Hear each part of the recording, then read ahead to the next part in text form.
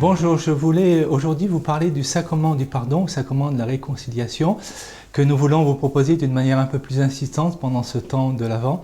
Et peut-être pour bien comprendre ce sacrement, il nous faut le replacer dans l'ensemble des 7 sacrements.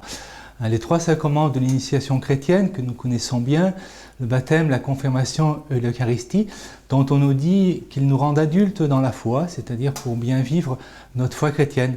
Et bien vivre notre foi chrétienne, c'est vivre la charité chrétienne vis-à-vis de nos frères, comme cela nous a été rappelé tout récemment lors de la fête du Christ roi, avec l'épisode du jugement dernier dans l'évangile selon saint Matthieu. Ce que vous aurez fait à l'un de ces petits qui sont mes frères, c'est à moi que vous l'aurez fait, nous dit Jésus.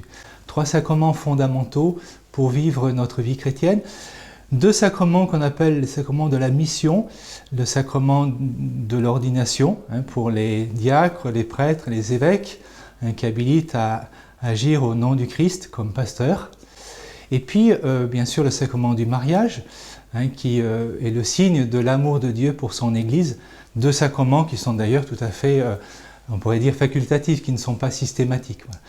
Et puis, il y a enfin le 6e et 7e sacrement de l'Église, le sacrement de l'onction des malades, qui est peut-être un sacrement que nous retrouvons, qui avait été un petit peu abandonné, que l'on ne donnait qu'aux mourants il y a quelques années en arrière. Et on a redécouvert l'importance de ce sacrement pour recevoir la force, pour vraiment lutter contre les épreuves de la maladie, et puis, si Dieu le veut, en guérir.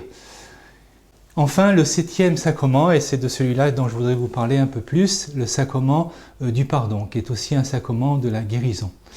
Alors de ce sacrement, je dirais un petit peu, reprenant les paroles de Jésus, « Venez et vous verrez », c'est dans l'évangile selon saint Jean, Jésus qui s'adresse à André et à Jean, qui l'interrogent, qui lui disent « Où demeures-tu » Et Jésus va leur répondre « Venez et vous verrez ». Et je crois que c'est une bonne définition de ce sacrement pour bien y entrer dedans, pour bien l'expérimenter.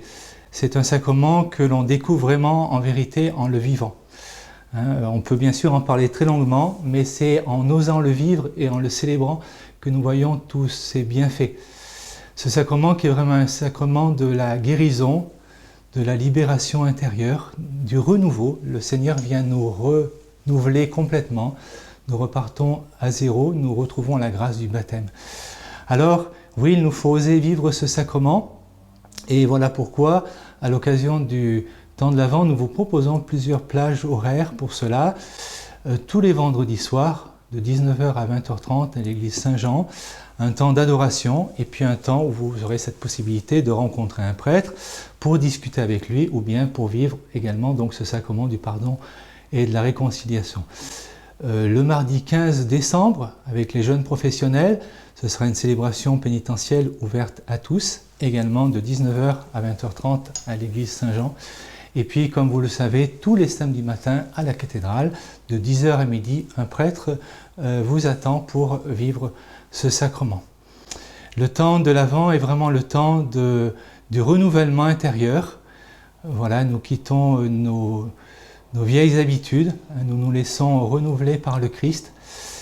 Dieu qui vient faire toutes choses nouvelles en notre vie, en notre monde, c'est cela que nous célébrons, c'est cela que nous proclamons.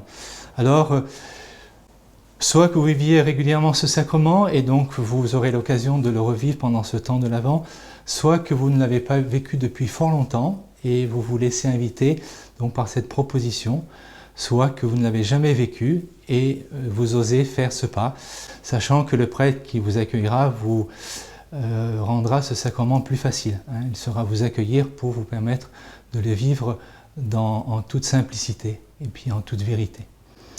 Voilà, bonne continuation de ce temps de l'Avent. Heureux de nous préparer à cette fête de Noël. Laissons-nous renouveler par notre Dieu, en particulier grâce à ce sacrement de la réconciliation que l'Église nous propose et nous offre. Bon temps de l'Avent à tous.